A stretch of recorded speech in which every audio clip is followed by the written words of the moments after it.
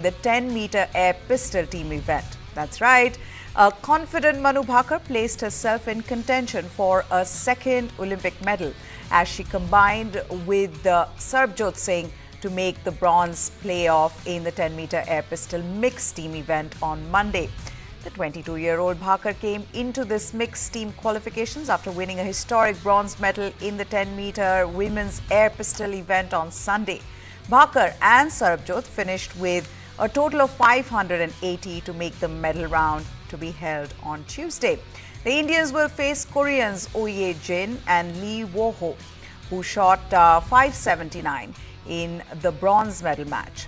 The other Indian pair of Rhythm Sangwan and Arjun Singh Chima finished 10th with a score of 576 and failed to make it to the medals round. Turkey, who equaled qualification Olympic record with 582, and Serbia with 581, who finished second respectively, will contest the gold medal match. Bhaker was sensational with her 98s in the first two series, but it was a 95 in the third set that pulled the team down a bit. However, the pair did enough to make the medal round in the end. Sarbjot, who missed out on gaining a spot in the finals of the men's 10-meter air pistol event by a whisker, shot 97 in the second and third after a 95 in the first. Now, yesterday, a resilient Manu Bhaker ended India's 13-year wait for a shooting medal in the Olympics as she became the first female shooter from the country to stand on the podium. She opened India's account at the Paris Games with a bronze in the 10-meter air pistol event yesterday. The last time India won medals in shooting at the Olympics was in 2012 London edition, when rapid-fire pistol shooter Vijay Kumar and 10-meter air rifle marksman Gagan Narang clinched silver and bronze respectively. Indian shooting endured 2 Olympics without a medal before the 22-year-old Manu fought hard to get the bronze with a score of 221.7. Korea's Kim Ye-ji claimed the silver with a total of 241.3, while her compatriot Oh Ye-jin, she snared the gold with a game's record of 243.2. Manu was unlucky to miss on a medal at the Tokyo Games 3 years ago when her weapon had malfunctioned during the competition, leaving that disappointment behind. The Haryana girl immediately after her first Olympic medal promised an even better show next time, and that's exactly what she's done. We can't wait for that event. In fact, you can mark it. It is going to be at 1 p.m. tomorrow. So at 1 p.m. tomorrow, it's the mixed team event bronze medal match with Manu Bhaker trying to win another medal for India. Now, we'll move on. It was a heartbreak for Arjun Babuta and India as he missed out on a medal in the men's 10-meter air rifle, finishing 4th after coming as close as the 2nd position around the midway stage. It was a topsy-turvy ride for Arjun as he started strongly but just couldn't maintain the good show right till the end. They say shooting, and specifically this one, 10-meter air rifle, it's a game of nerves, and whoever can just maintain their composure, be calm about the whole event till the very end, are the ones who can excel. Arjun was number 4 at the end of the first series of 5 shots, which meant that he was in the race. He was very much there, rose to the 2nd position after the 11th shot, just 0.1 behind the leader Sheng Liao. Up until that shot, well, he was very good. He started strongly, but then there was a poor shot on the 13th one, a 9.9 that opened the lead wide as Sheng surged ahead with a 10.8. A shot later, the leader had almost moved clear of Arjun's range, but Arjun recovered with a 10.6 and continued to occupy the 2nd spot. After 16 shots, Arjun and then 3rd place Miran Maricic of Croatia were tied at 167 for 8, and the leader Liao full 2 points ahead of them. The tie prevailed on the 17th shot as well, with the score for the joint 2nd position reading 178.3 each. It's this time when, like I said, nerves play a crucial role in shooting. Arjun faltered when it mattered the most to end up in the fourth position with 198.9. The opportunity was lost. He fired a sub-10 shot to crash out of the race after 21 shots. It's though a club that counts as its members are the likes of Olympic champion Abhinav Bindra, Olympic medalist Leander Pace and certified legends of Indian sports like P.T. Usha and Milkha Singh as members. So this number 4 club has got some big names in it. Yes, it's also one club that no Indian athlete would want to be a part of. The club of 4th place finishes at the Olympics, and it is heartbreaking. But for Arjun, it was a brilliant performance, and he can take heart from the fact that he stayed in the race almost till the very end. Now, all Indians were waiting today for women's 10-meter air rifle event to start. It was meant to begin at 1 in the afternoon. They had seen what Manu had done the day before. They were keeping their fingers crossed on Ramita Jindal to emulate Manu's incredible feat, but Ramita was unable to win a medal.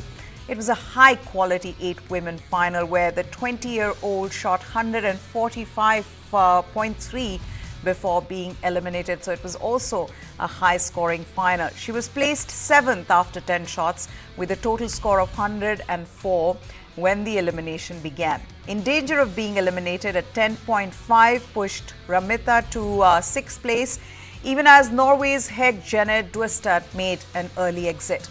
But the Indian could not save herself after that. She was placed 4th at one point but failed to maintain that momentum. In the qualifications on Sunday, she performed exceedingly well to make the final in the 5th place. Ramita, the Hangzhou Asian Games bronze medalist in that event, had beaten World Championship medalist Mehuli Ghosh and Tilotma Sen at the domestic trials to make it to the Paris Games. And in fact, the score that she'd got in those selection trials was 0.1 better than the world record. So she's 20, couldn't do as well as she would have liked, but she can try again in the next game. Okay, now on to hockey. Harmanpreet Singh once again scored a crucial clutch goal for India as they managed to settle a 1-1 draw against Argentina. Harmanpreet rose to the occasion and converted a goal from a penalty corner in the dying minutes of the match to change the fate of the match in Pool B. Lucas Martinez helped Argentina score their first goal of the Paris Olympics as India were 0-1 down in the first half. India created good chances but did not manage to convert them. They also lacked that killer instinct or that finishing touch in the 4 penalty corners that they got, and they trailed behind after the first 30 minutes. In fact, they trailed for 58 minutes before Indian captain Harmanpreet Singh finally scored from that penalty corner. It was very important for India to not lose points from this match as they will face stronger opponents in Australia and Belgium. India remain in the 3rd spot in the 6-team Pool B with 4 points from 2 games. Belgium and Australia are 1st and 2nd respectively, while Argentina are 4th. India will have to finish in top 4 in this Pool B to enter the quarterfinals. Another result coming your way, it's badminton. Lakshya Sen, he beat Belgium's Julian Karagi 21-19, 21-16 in the singles Group L encounter at the Paris Olympics today. Lakshya started slowly against his lower-ranked opponent. Karagi ranked 52nd in the world, but Lakshya recovered and won that game 21-19. In the second game, he was as impressive as we expect Lakshya to be. His opponent was finding it quite difficult to come up with any answers for Lakshya's strong game. 11-4 was what the scoreline read in the second game just before break, and then Lakshya won that game as well, and with that now has got his second win of Paris Olympics, and he will take on world number 5 Jonathan Christie on Wednesday in the final group stage match. But Lakshya has to start from scratch in this Olympics, despite notching up a win in his first game against Kevin Corden. That's right, that match will be deleted from the records. If you're wondering why, then here's the answer. Lakshya Sen's win over Kevin Corden in his first match at the Paris Games will be removed from the records, as his Guatemalan opponent pulled out of the Paris Olympics due to a left elbow injury. Corden will not be playing his remaining matches against Indonesia's Jonathan Christie and Julian Karagi of Belgium. As per BWF general competition regulations for group stage play, the results of all matches played or yet to be played involving Corden in Group L are now considered deleted. The withdrawal of Corden, a Tokyo Olympic semi-finalist, means Group L will now be considered a three-player affair, involving Christie and Karagi of Belgium besides Sen. Lakshya will be the only player in the group to have played 3 matches, as the other 2 will need to compete in 2 matches to make it to the knockout stage.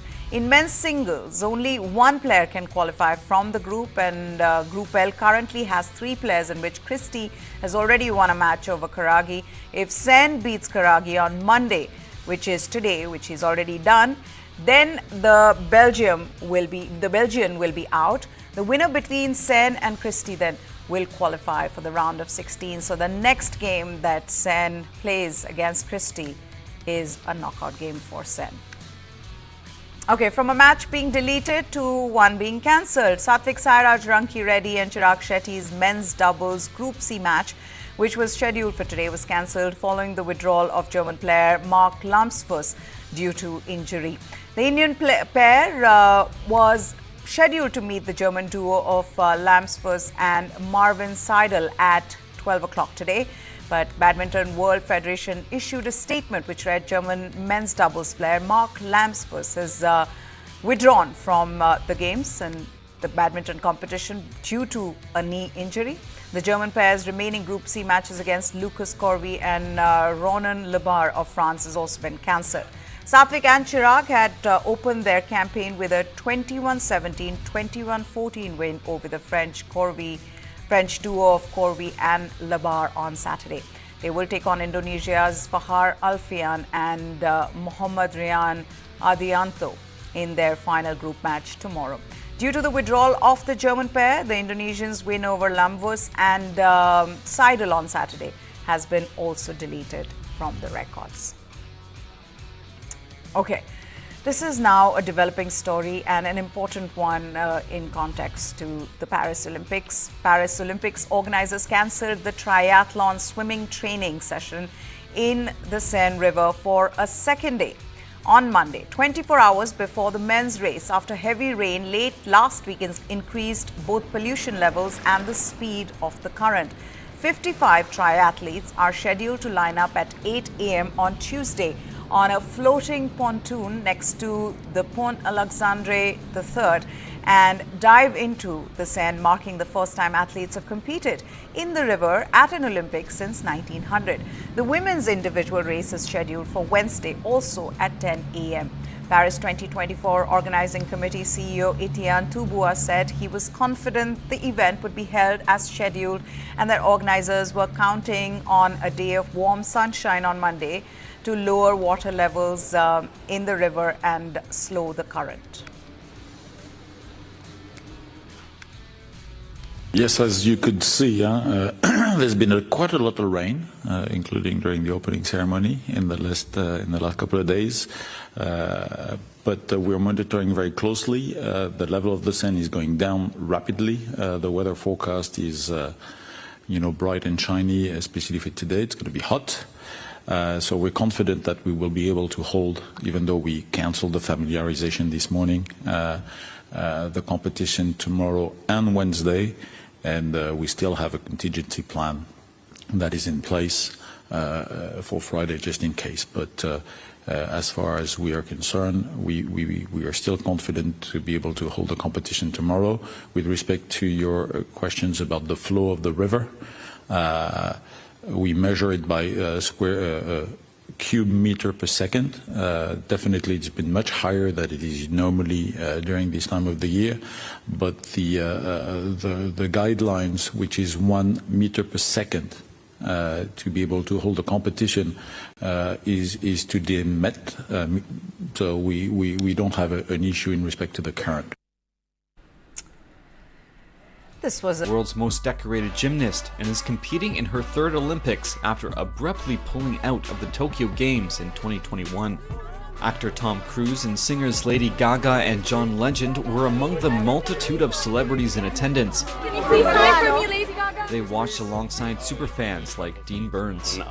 We came from Atlanta, Georgia, and the U.S., and we are just super excited to see Simone and the comeback that she's about to make. USA! Vanessa Bauer, a teacher from California, said Biles is an inspiration. Oh, so proud of her. We are huge fans. She's just such a great role model. She's so grounded. We love everything about her. Biles pulled out from the team final at the Tokyo Games suffering from the twisties, a term used to describe the temporary loss of spatial awareness while performing high difficulty elements. It raised questions about whether she would ever set foot in an Olympic arena again. She leads a veteran squad seeking redemption after the US team finished second in Tokyo. Biles re-aggravated a left calf injury during Sunday's competition. It's too soon to say how serious it is, said a team official. With Biles' performance, the gymnasts on Team USA enjoyed a commanding lead over second-place Italy in women's qualifying. The top 8 teams will compete in Tuesday's team final. Did you ever think we will use the word espionage in a sports story? Well, we didn't think so, especially with connection to the Olympics, but here we are. To tell you this shocking story, Canada's women's football team was deducted 6 points and their head coach, Bev Priestman, banned for a year. In Paris to defend their Olympics gold medal, the team landed in a spying scandal. They are now being accused of recording their rivals' training sessions with drone cameras. Watch this report. Canada's women's soccer team has been deducted 6 points in the Olympic tournament and their head coach Bev Priestman banned for a year, global governing body FIFA said on Saturday. It's the latest fallout from a drone spying scandal that has tainted the team's gold medal defense. The Canadian Soccer Association was also hit with a fine of just over $225,000. New Zealand complained that Canadian staff flew drones over their training sessions before their opening match, which Canada won 2-1. Priestman has coached the team since 2020 and led them to the Olympic title in Tokyo a year later. She, along with Canadian officials Joseph Lombardi and Jasmine Mander, have been banned from any soccer-related activity for 1 year for, quote, offensive behavior and violation of the principles of fair play, FIFA said. Priestman apologized for what had happened and said the responsibility lay with her. The Canadian Olympic Committee removed her on Thursday after her suspension by Canada Soccer. The reigning Olympic champions will drop to -3 points in their group with 2 matches left to play, a mountain to climb if they are to move past the group stage. The decision remains subject to a potential appeal to the Court of Arbitration for Sport. Okay, with that, time for us to wrap this show up. But before we go, this is an exclusive interview with my colleague Karthikesh Sharma, Manipur CM Biren Singh, where he opens up about the ongoing crisis and the alarming issue of illegal immigration and reveals how he has become a target of conspiracy due to his unwavering war on drugs. Don't miss the full interview at 7 p.m. For now, goodbye. 1.5 years has happened since the violence erupted in the state. What are the core issues today? Present crisis is, I am very sad. I am very sad in the sense, this should not be like this. The increasing number of illegal migrants in particular districts and particular community is, very alarming. The cabinet took a decision to live together all harmoniously. We decided to include the Sinpuki brothers also, those who suffering, all suffering. In reality, all the initiatives were taken by the government. Statement that you are a victim of conspiracy because you started a war on drugs. Yeah, really, that is the man root cause why I am suffering today.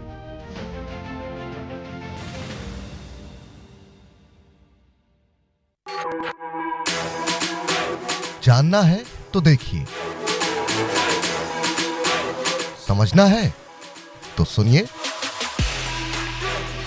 सीखना है तो पूछिए और कमाना है तो खरीदिए।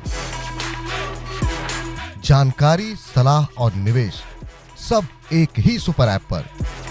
पैसे का सवाल है तो जवाब है मनी 9। आजादी पैसे की, अभी डाउनलोड करें। Yeah, kids want to see sixes hit. Kids want to see things happen rapidly. It's great fun to be able to spend time with people who were almost like family. This is where all the legends are, you know. So, I mean, I've played in a lot of leagues around the world, but this is a bit different. In the slot, Chris Gayle is going to dispatch it. अगर हमें crowd को engage करना, entertain करना है, ground में लेके आना है, और इससे अच्छी रिलेशनशिप और इससे अच्छी स्पोर्ट डिप्लोमेसी में किसी को मानते ही नहीं हो। This and more. Streaming on News 9 Plus. News is now content. Subscribe and get free vouchers. This is News 9 Live, India's only digital exclusive live stream. For the early adopters, bringing you the news 24/7. For the smart audiences on the smartest TVs. News 9 Live. Stream now on your smart TVs.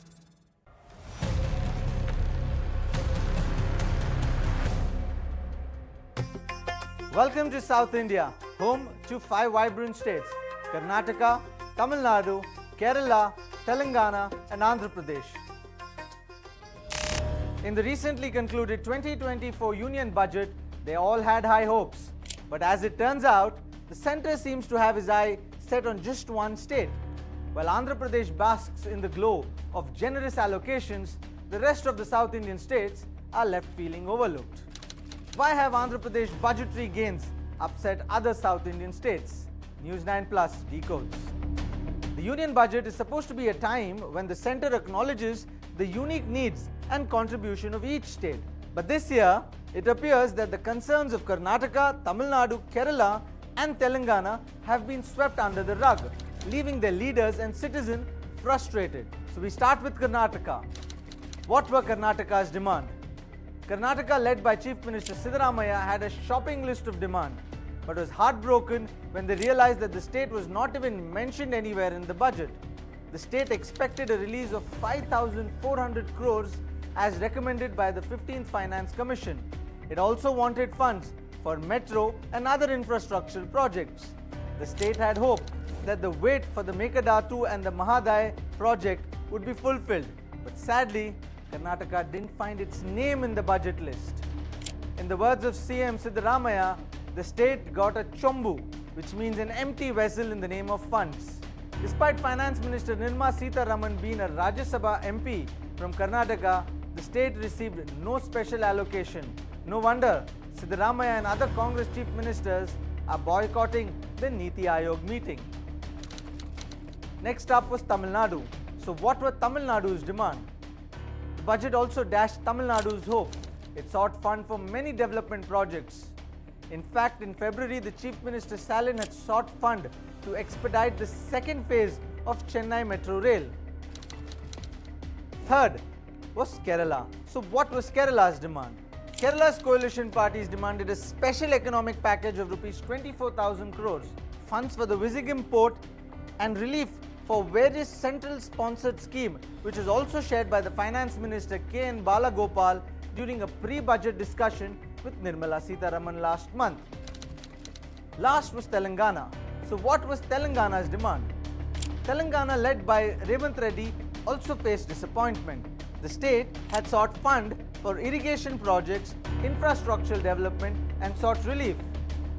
While Andhra Pradesh was assured of backward areas development fund, the pending amount of rupees 1,350 crores to Telangana for the last 3 years, which is 450 crores per year had no place in the budget. As the dust settles on the Union Budget 2024, the discontent among the southern states is palpable. Karnataka, Tamil Nadu, Kerala and Telangana, each with their own pressing needs and justified demands, feel neglected and sidelined by the centre's allocation. While Andhra Pradesh celebrates its windfall, the other southern states are left with an empty vessel, or chambu, like Siddaramaiah says. The message is clear. Southern India demands to be heard, respected and treated with dignity as it deserves. The ball is now in the centre's court. Will they listen, or will the cries of these states continue to echo unheard? Do let us know in your comments.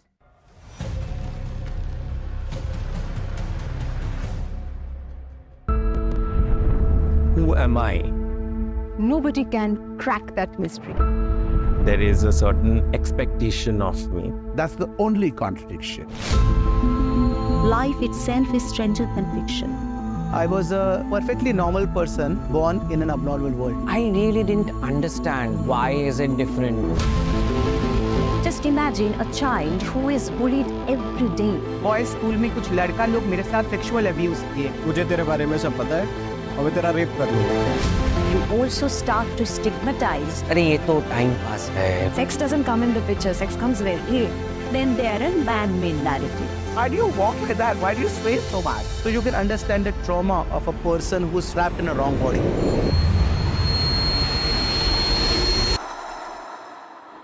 But nothing can bind life. We have to reclaim the lost position. We fought for more than 10 years. Today I'm the mother of the industry. I'm a first transgender member judge. You can't walk in everybody's shoes. This is what I'm comfortable with. They just are what they are. You become the light yourself. That is the change that I was looking for. When I recognize myself, it's a small story, but it's an interesting one.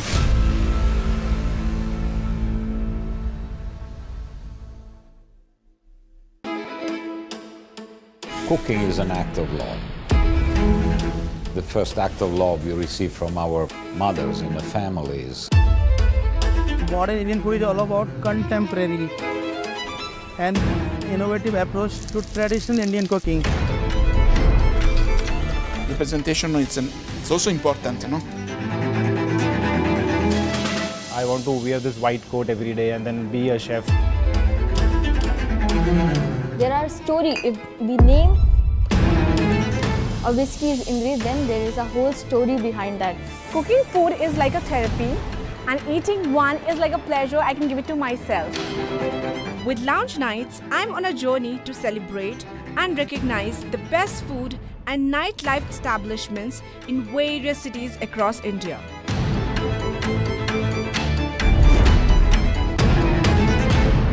Radical presents Lounge Nights every Saturday and Sunday only on News 9 Live.